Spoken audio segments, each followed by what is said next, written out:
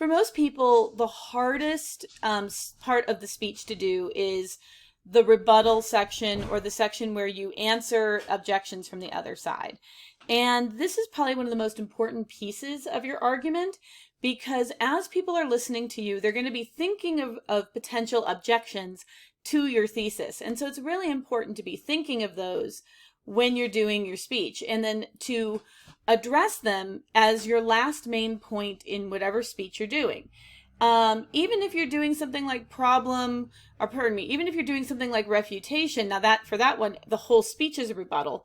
But with comparative advantage, for example, you're going to always address the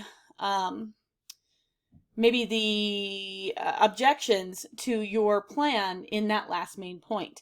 So how do you do that respectfully and well? Well, number one, do not pick objections that paint the other side as kind of dumb or stupid. So I had one person who they had their rebuttal because it was something about like banning smoking, I think it was. This is back before a lot of our smoking bans took effect.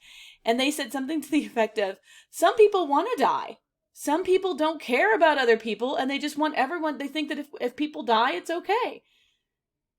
Not normally considered one of the big reasons that someone would argue in favor of being able to smoke in public. So you really do have to do some perspective taking here to come up with your rebuttal, because you don't want to be overly simple, and you also don't want to be overly, kind of villainizing the other side. And that's one of the reasons why when you do pick a persuasive topic, you want to pick something that can be argued from both angles. And, like every semester I get someone who wants to talk about college athletes being paid every semester.